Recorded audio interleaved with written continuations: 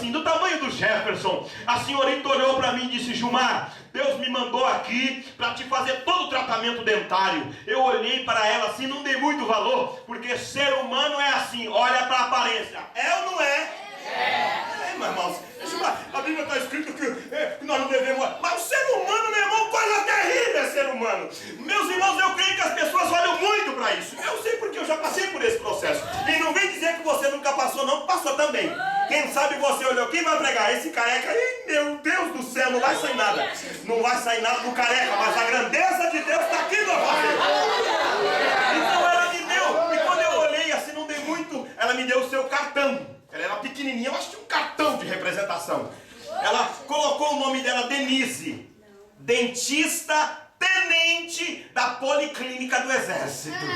Meus irmãos, eu louvei a Deus, fui na Policlínica do Exército, fiz todo o meu tratamento dentário, hoje eu posso sorrir. Quem sabe você não pode sorrir, porque está com algum processo desse. Quem sabe Deus vai usar alguma pessoa para abençoar a sua vida, abençoar você, e você puder sorrir no culto, adorando ao Senhor. Vamos parar com isso, meus irmãos.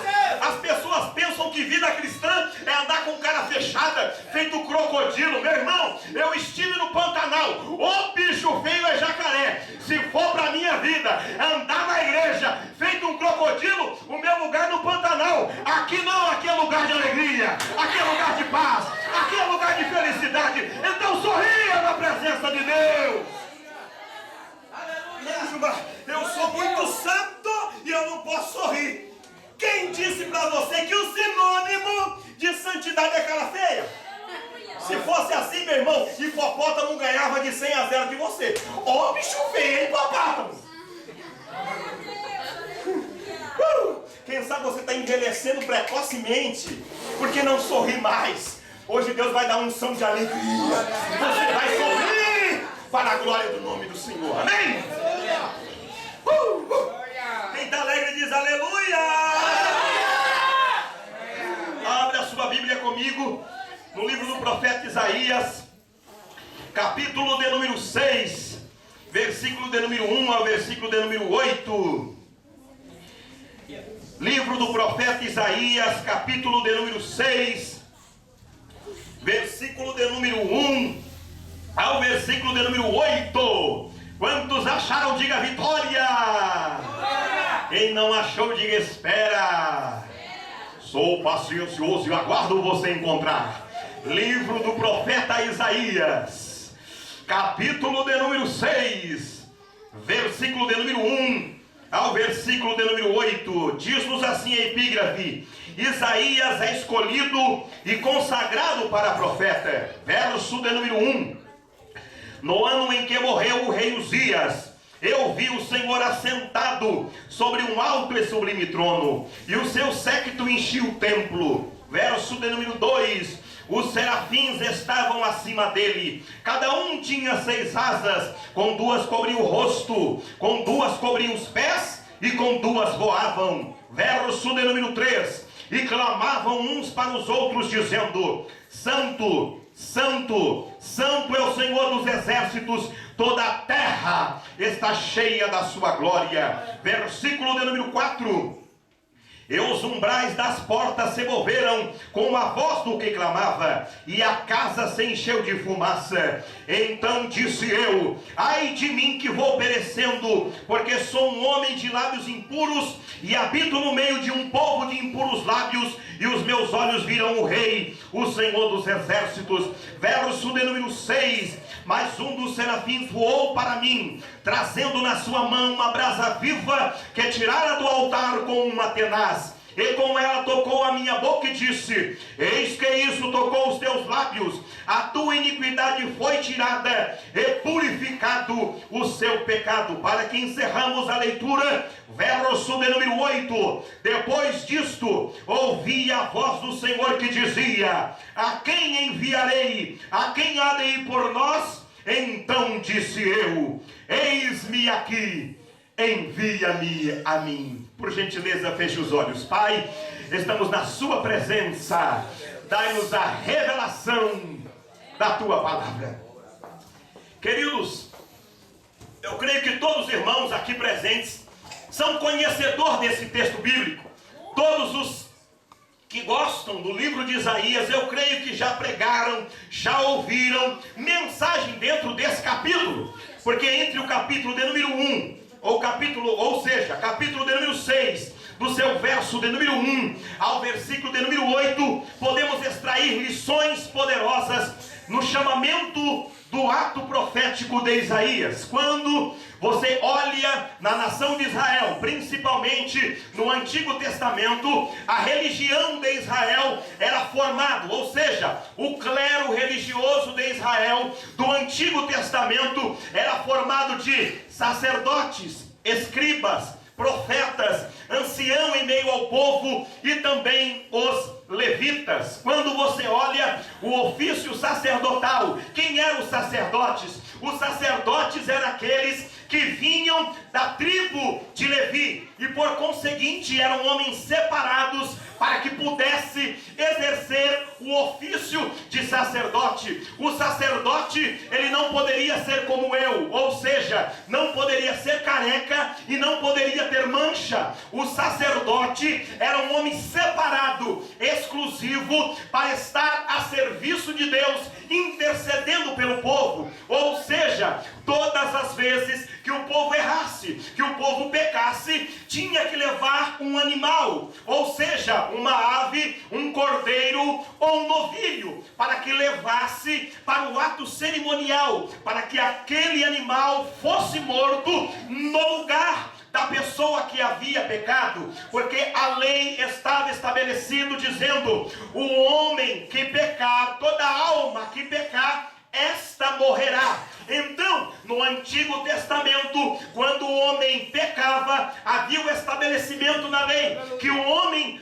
tinha que morrer, mas Deus, vendo que o ser humano estava facultado a sempre a errar, então Deus estabelece a lei do cerimonial, ou seja, que um animal morra no lugar daquele que havia pecado. Ou seja, o homem estava sendo propenso a errar e a pecar, e por conseguinte sendo levado à morte. Então Deus estabeleceu que o ser humano teria que levar um animal, um novilho ou uma ave, para que pudesse morrer no lugar do ofertante. Sendo assim, o pecado era coberto. Então, no Velho Testamento, o sacerdote tinha esta missão de interceder pelo povo. Eu sei que nos dias de hoje não temos mais e nem precisamos mais do ato sacerdotal, porque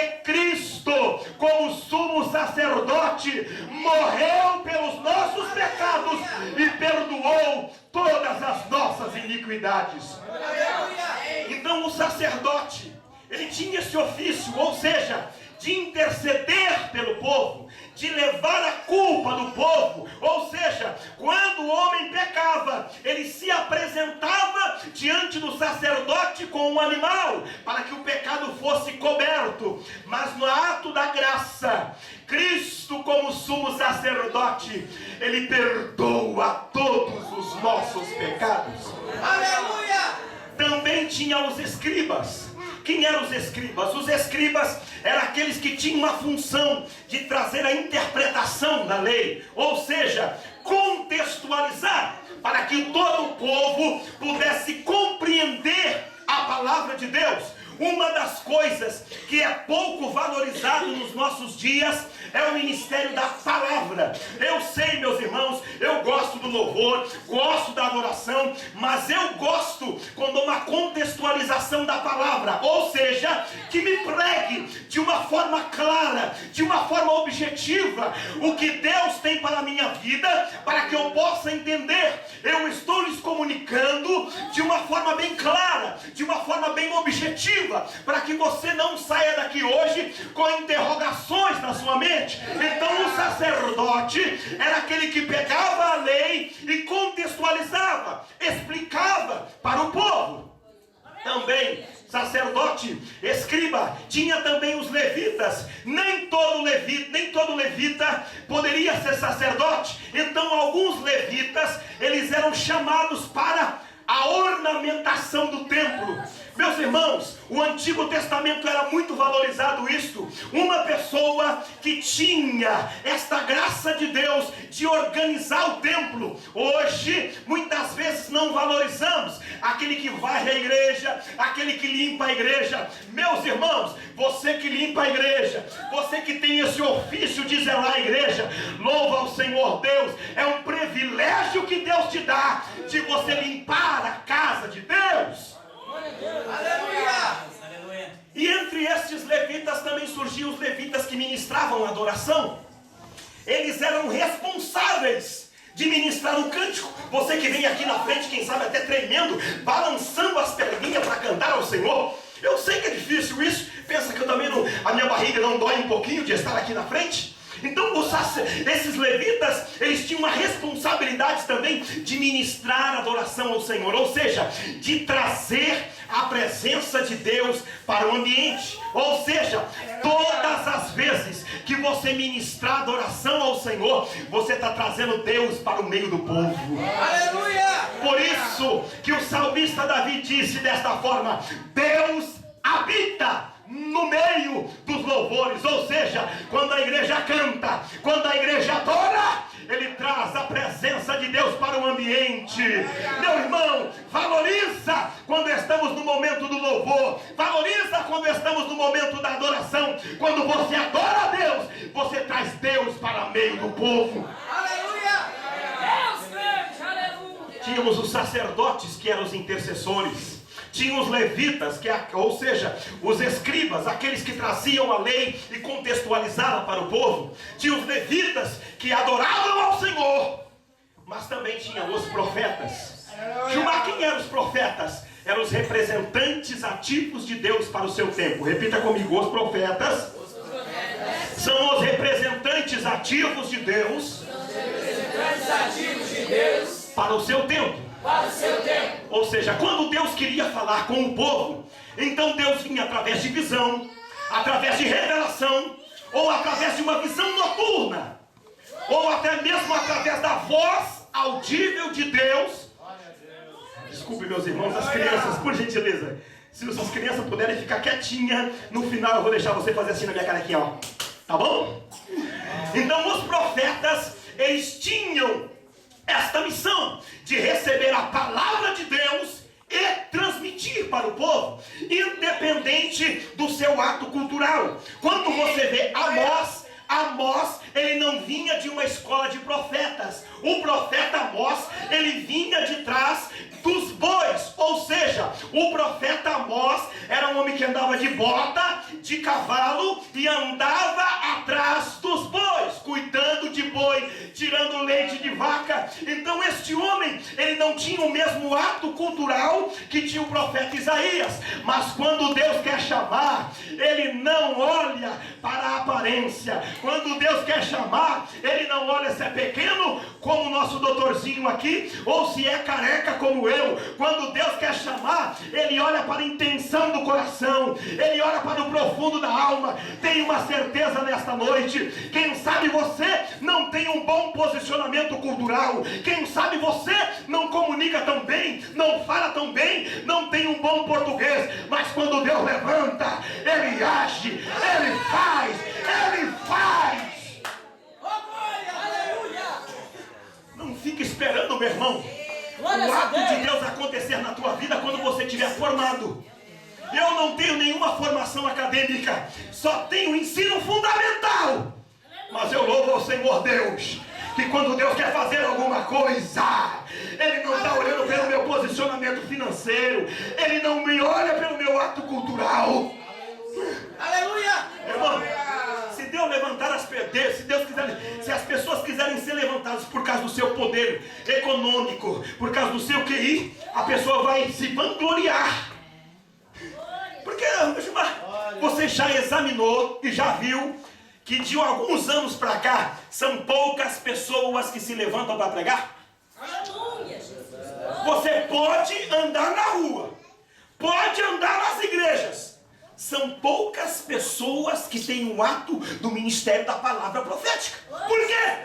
Porque surgiram alguns que se enriqueceram, Nenhuma geração surgiu olhando e dizendo: não, se ele prega, enriquece, eu quero me enriquecer também. Meu lindo, quando Deus levanta para o ato profético, não é que você vai encher o seu dinheiro de bolso, o seu bolso de dinheiro, mas é que Deus está te chamando para algo maior, para resgatar os perdidos, tirar das drogas, tirar da prostituição, para a glorificação do nome do Senhor. É por isso que a cada dia que estamos vivendo, vai ficando raros ministradores. Glórias a Deus. Eu sei disso, meus irmãos. Eu não ando tanto. Eu não prego em muitas igrejas. Eu costumo congregar para ouvir também.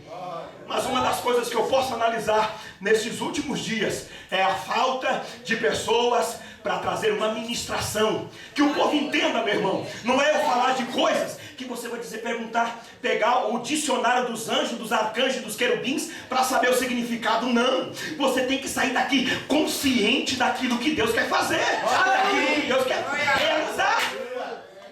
Será uma das coisas que me interessava no ministério de Jesus é que ele falava coisas que o povo entendia.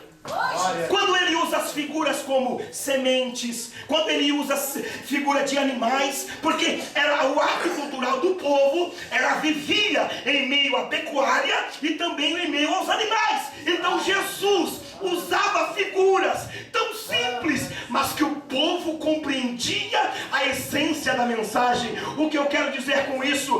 Que Deus quer levantar pessoas, ainda que não saiba falar bem, mas que seja uma comunicação que todos possam entender. Deus vai levantar você. Deus quer fazer com você para este tempo. Então os profetas eram os representantes ativos de Deus, independente do seu ato cultural, independente do seu poder econômico.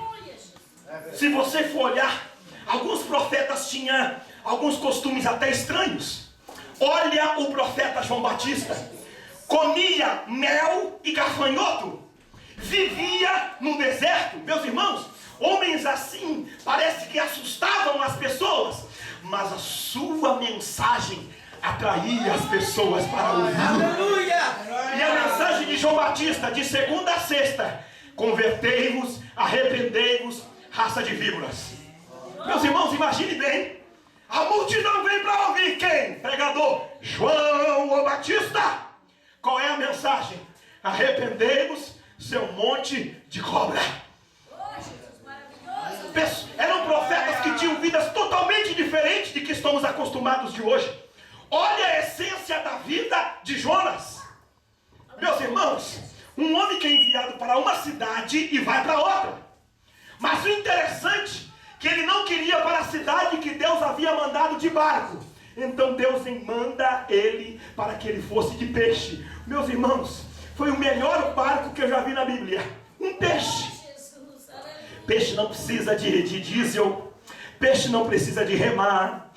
Peixe não precisa de motor. Meus irmãos, olha, esse profeta foi algo importante na Bíblia, porque Deus usou para que uma nação inteira viesse se converter.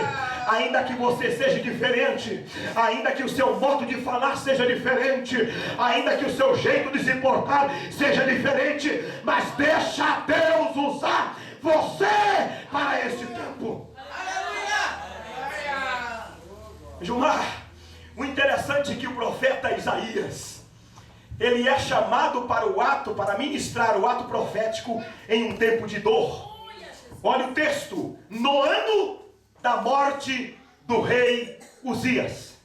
Analise bem, ele deixa bem identificado que o seu chamado para o ato profético foi em um tempo de dor, em um tempo de morte.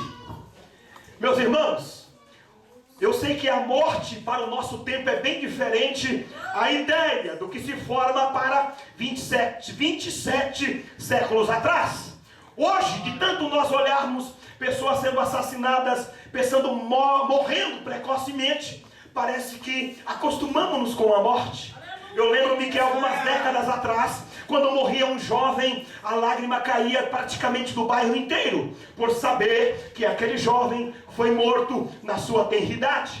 Mas hoje, as pessoas acostumaram com a morte. Quando morre uma pessoa ao lado, morreu o alívio para a sociedade. Meus irmãos, vamos pensar em ser humano como uma obra-prima de Deus. Não somos objetos do acaso. Não fomos formados por um acidente biológico. Nós temos o DNA de Deus na vida. Vamos valorizar as vidas, pelo amor de Deus, meus irmãos. No tempo de Isaías, passavam-se anos de luto. Isaías está dizendo, no ano do meu luto. Ou seja, ele está dizendo, eu fui levantado, eu fui chamado para ser profeta, em um tempo de crise, em um tempo de adversidades. O que eu quero ministrar na sua vida nesta noite, aprenda isso. O Isaías me ensinou que ele entra no templo e ele tem uma visão. Ele diz, no ano da morte do rei Uzias, eu vi o Senhor assentado num alto e sublime trono. O que esse texto está me ensinando?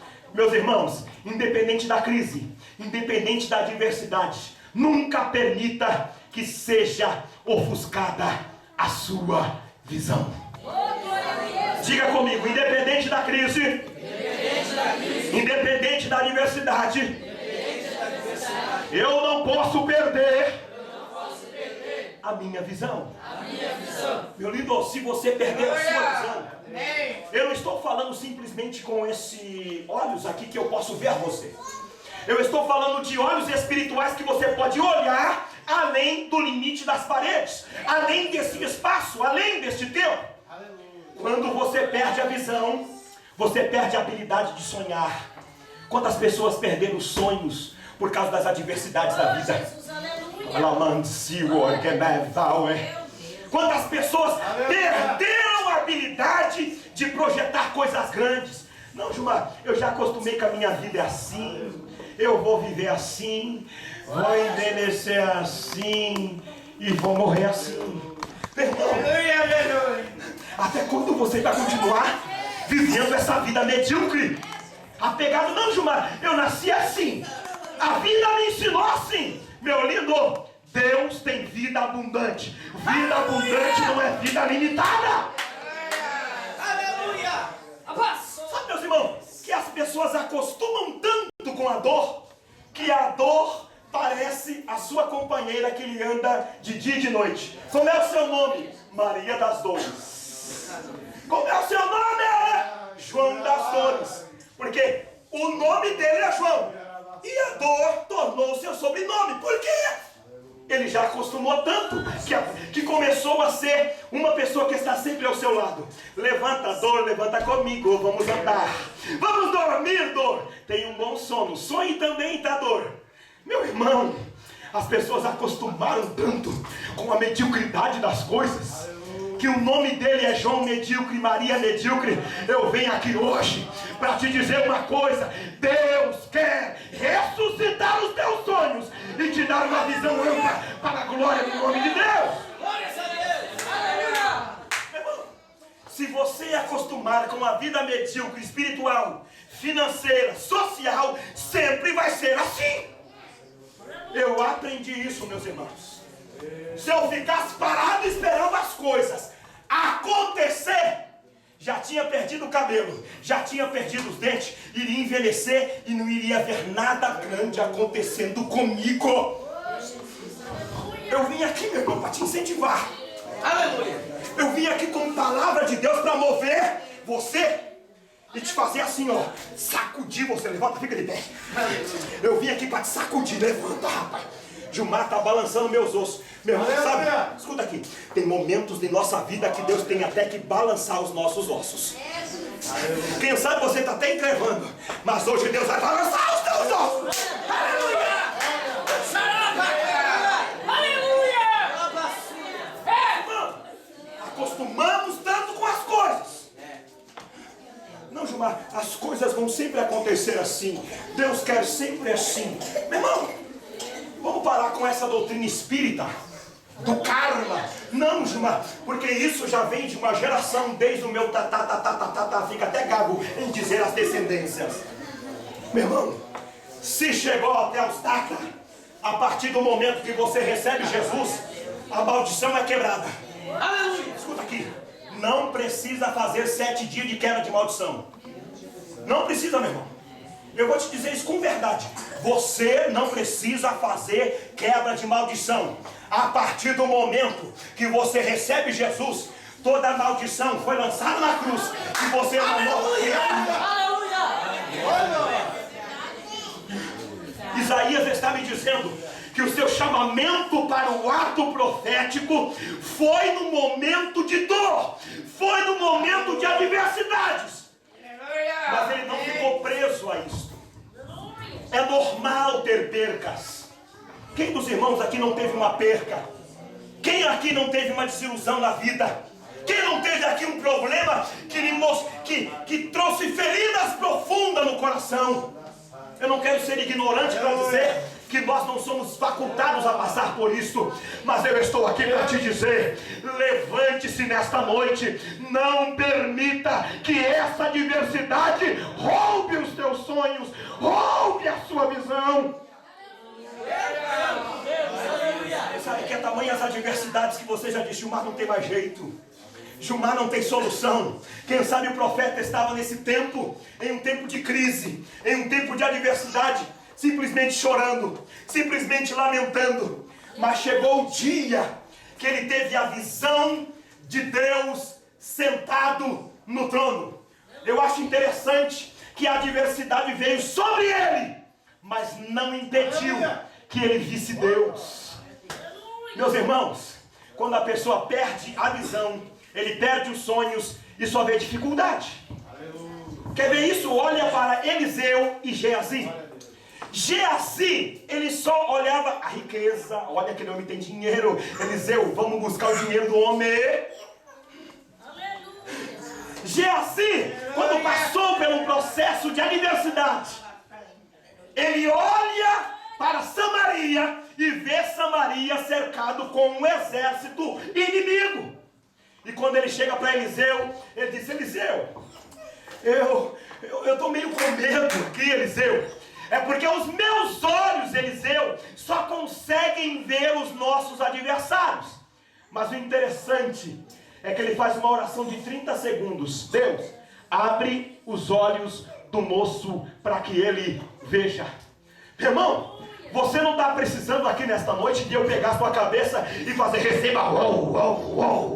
Não, o que você precisa é unicamente: Deus, desvenda os meus olhos, tire essa venda dos meus olhos. Quem sabe até o dia de hoje você só viu problema, você só viu adversidade, mas hoje levanta a tua cabeça. Levanta a tua cabeça, porque Deus tem coisa grande para você. Levanta hoje, levanta hoje, levanta hoje. Deus grande. Mas o interessante é que ele não vê Deus fora do trono. No meio à adversidade de Isaías, em meio à perca de um grande líder, ele olha para o céu e vê Deus sentado no trono. Gilmar, qual é a visão de Deus sentado no trono? A visão de que eu vejo Deus sentado no trono, ele está dizendo: Isaías, ainda que você teve percas, ainda que você está em meio à adversidade, com medo do que será de Jerusalém, eu estou no trono, ou seja, eu estou no controle de todas as coisas. Meus irmãos, uma das coisas que você tem que entender, que ainda que as coisas saem fora do seu controle, todas as coisas estão sob o controle de Deus. Você é legítimo, Gilmar, eu não suporto mais, parece que todas as coisas estão fora do controle e Deus não está me vendo. Querido, analise por esse texto. Isaías estava em um momento de dor, Isaías estava em um momento de crise. Ele fita os olhos no céu e vê Deus sentado no trono. Meu lindo, tenha esta visão nesta noite. Em meio aos intempéries da vida, em meio às adversidades da vida, fite os seus olhos no céu e veja Deus sentado no trono. Deus sentado no trono. Deus sentado no trono. Aleluia. Aleluia. Glórias a Irmãos, se Deus está sentado no trono, tenha uma certeza: você não vai se decepcionar. Diga comigo: eu não vou me decepcionar. somos facultados a passar pelos processos da vida.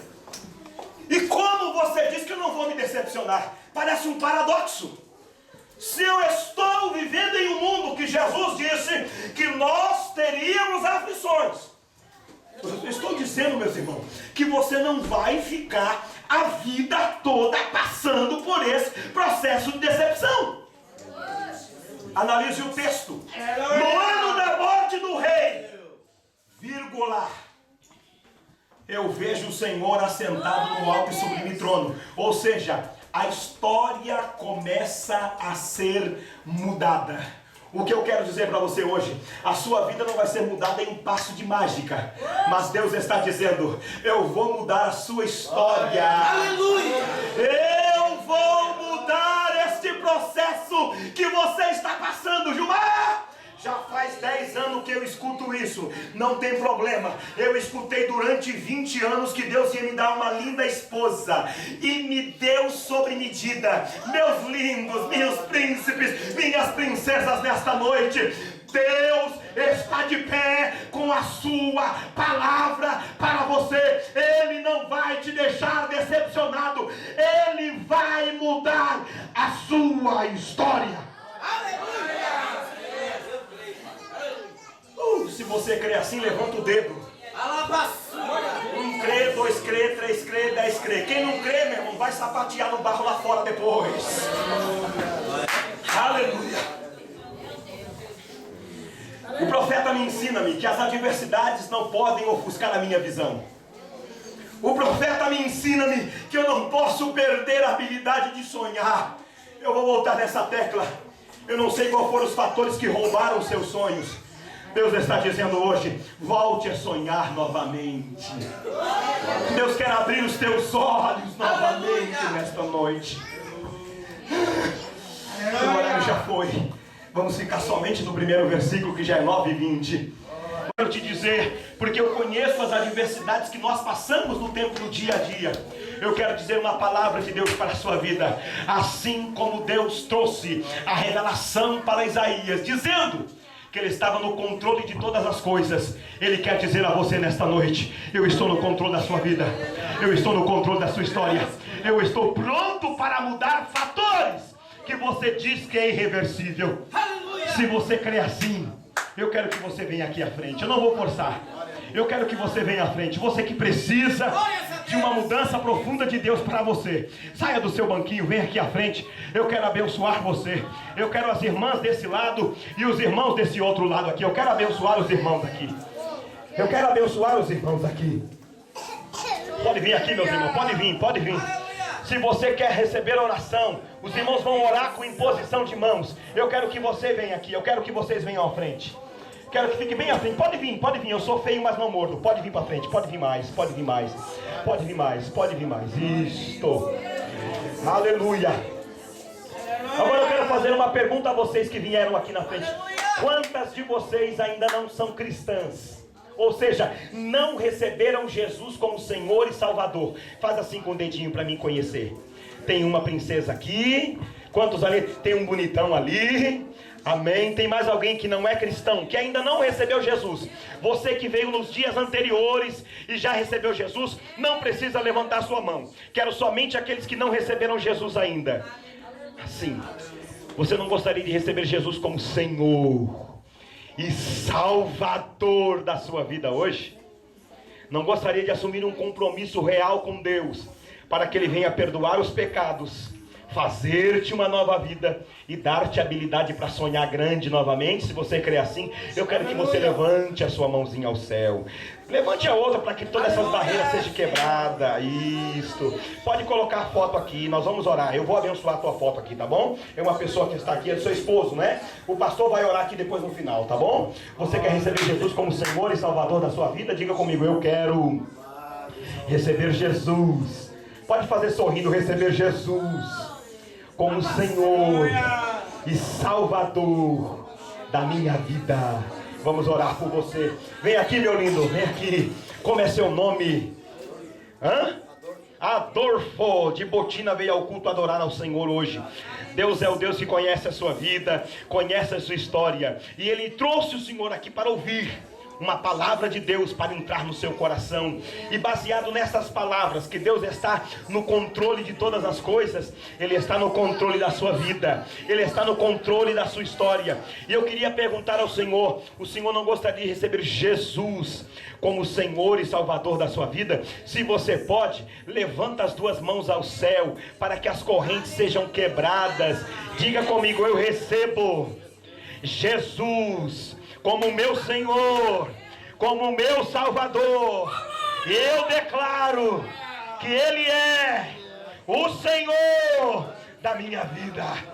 Meus irmãos, a melhor coisa é isso aqui, ó. Vocês me desculpam, mas eu gosto de ver pessoas recebendo Jesus como Senhor. Você pode levantar suas mãos ao céu? Já vamos encerrar. Mas eu quero você de mãos levantadas aos céus. Os obreiros aqui, eu quero orando, se possível, com imposição de mãos. Bendito Deus e Pai, nós estamos aqui na Tua presença. Os irmãos podem orar ali. Nós queremos abençoar os Teus filhos, Senhor, que vieram aqui nesta noite para ouvir a Tua palavra, para ouvir o Teu Evangelho. Muda a história de cada um. Transforma nesta noite pessoas que precisam ser livres. Tira toda a corrente, quebra todo o grilhão, no nome de Jesus. No nome de Jesus, há poder na sua palavra, há poder no seu nome. Exerce, Senhor, a tua glória entre nós. Manifesta, Senhor. Começa a trazer cura divina agora. Pessoas que estão enfermas, pessoas que estão com alguma deficiência, traz libertação, traz libertação, traz libertação. Toda obra do inferno caia por terra nesta noite. Toda obra de Satanás caia por terra nesta noite. É no nome de Jesus Cristo. É no nome de Jesus Cristo. Pai, oh Pai, vem agora encher a tua casa. Enche este lugar com a tua glória. Enche este lugar com a tua glória. Enche este lugar com a tua glória. Enche este lugar. Enche este lugar.